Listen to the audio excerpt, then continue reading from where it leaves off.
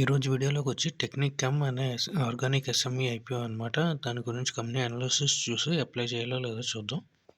ముందుగా ఈ కంపెనీ గురించి చూసుకుంటే 1996లో స్టార్ట్ అయిందనమాట. Gujarat based company Technichem Organic Limited అని. ఇది వచ్చి వెరైటీ ఆఫ్ కెమికల్ ప్రొడక్ట్స్ని తయారు చేస్తూ ఉంటుంది. అలాగే pigment dye, intermediates, air oxidation chemistry తయారు చేస్తూ ఉంటుంది అనమాట ప్రొడక్ట్స్కి. అలాగే ఇది high quality precise chemical compounds ద్వారా రా మెటీరియల్స్ని తయారు చేసి agrochemical, coating, pharma, dye, pigment and specialist chemical sector ద్వారా మ్యానుఫ్యాక్చరింగ్ చేస్తూ ఉంటుంది. ఆల్ ఓవర్ వరల్డ్లో 11 కంట్రీస్కి సప్లై చేస్తూ ఉంటుంది. అందులో మెయిన్గా చైనా అండ్ జపాన్కి సప్లై చేస్తూ ఉంటుంది.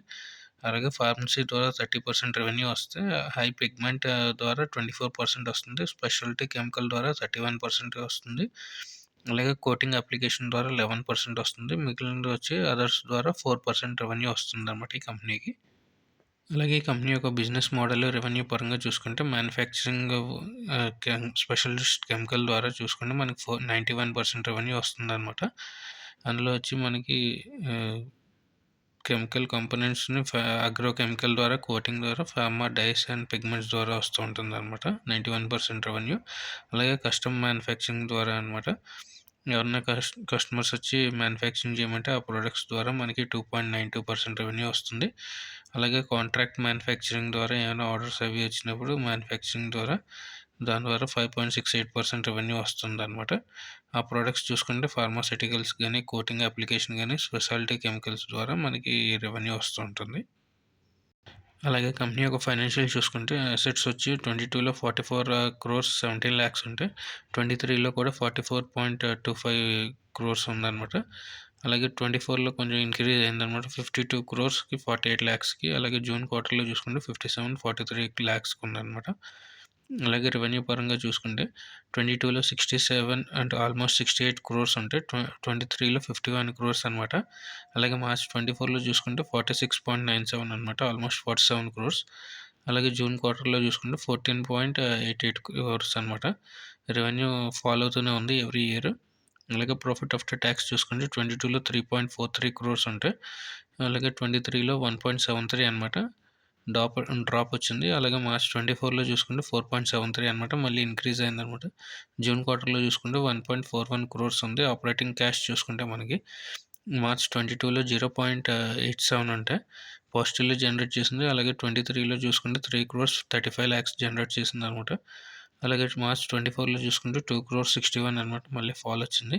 అలాగే జూన్ క్వార్టర్లో చూసుకుంటే 69 lakhs అనమాట ఆపరేటింగ్ క్యాష్ పాజిటివ్లో జనరేట్ చేసింది. ఈ కంపెనీ యొక్క ఒక అప్పు చూసుకుంటే మనకి 22లో 10 crores ఉంటాయి. ఇప్పుడు జూన్ క్వార్టర్ 24లో చూసుకునేటప్పటికి 16 lakhs 16 crores 59 lakhs ఉందన్నమాట ఆల్మోస్ట్. అలాగే మార్కెట్ ఒక వాల్యుయేషన్స్ ప్రకారం ఈ ఐపీఓకి 95 crores ఉందన్నమాట. ఎబిటా మార్జిన్ చూసుకుంటే 21% ఉంది, ప్యాట్ మార్జిన్ చూసుకుంటే 10% ఉందన్నమాట. అలాగే కీ పెర్ఫార్మెన్స్ ఇండికేటర్స్ చూసుకుంటే ఆర్ఓఈ చూసుకుంటే 27% ఉంది, ఆర్ఓసీ చూసుకుంటే 22% ఉంది, అప్పు చూసుకుంటే 0.990 ఉందన్నమాట. రిటర్న్ ఆన్ నెట్వర్త్ చూసుకుంటే 24.09 ఉంది, ప్రైస్ టు బుక్ వాల్యూ చూసుకుంటే 3.57 ఉందన్నమాట. ఈ కంపెనీకి ఒక పియర్ కంపారిజన్స్ చూసుకుంటే అమీ ఆర్గానిక్స్ అని, అనుపమ్ రసాయన్ ఇండియా లిమిటెడ్ అని, చెమ్క్రక్స్ ఎంటర్ప్రైజెస్ అని చెప్పి పియర్ కాంపిటేటర్స్ కింద ఉన్నారు. వాళ్ళ పిఈ రేషియో చూసుకుంటే ఎంఏ ఆర్గానిక్స్ వచ్చి 108.93 ఉంది, అనుపమ్ వచ్చి 72 పిఈ ఉంది, అలాగే చెమ్క్రక్స్ ఎంటర్ప్రైజెస్ చూసుకుంటే 35.95 ఉందన్నమాట.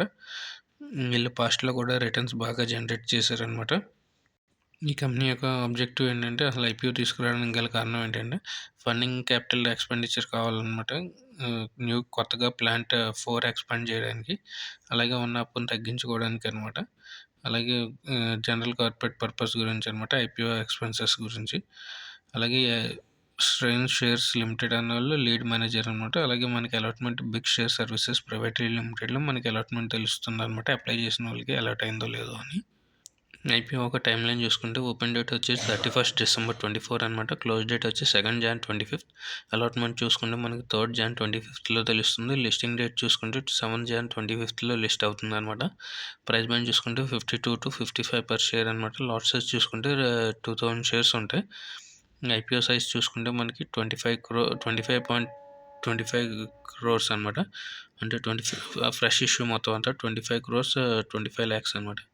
ఫేస్ వాల్యూ చూసుకుంటే మనకి ₹10 పర్ షేర్. రిటైల్‌లో ఒక లాట్‌కి మనకి 2000 షేర్స్ ఉంటాయి కాబట్టి 1,10,000 అమౌంట్ కావాల్సొస్తుంది. అలాగే వెబ్‌సైట్ మనకి బిగ్ షేర్ సర్వీసెస్ ప్రైవేట్ లిమిటెడ్‌లో అలాట్‌మెంట్ తెలుస్తూ ఉంటుందన్నమాట. ఓవరాల్‌గా ఐపీఓ రివ్యూ ఏంటంటే కంపెనీ వచ్చి హైయర్ వాల్యుయేషన్స్‌లో తీసుకొచ్చారు అనమాట.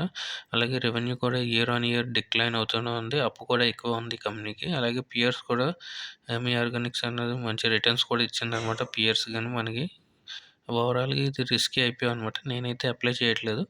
మీరు కూడా ఎవరైతే రిస్క్ తీసుకొని ఇన్వెస్ట్ చేయాలనుకుంటున్నారో ఇందులో ఇన్వెస్ట్ చేస్తే లిస్టింగ్ గెయిన్స్‌కి అయితేనే అప్లై చేయాలనమాట. ఎందుకంటే ఆల్రెడీ ఇప్పుడు గ్రే మార్కెట్ ప్రీమియం కూడా 20% చూపిస్తుంది ప్రాఫిట్.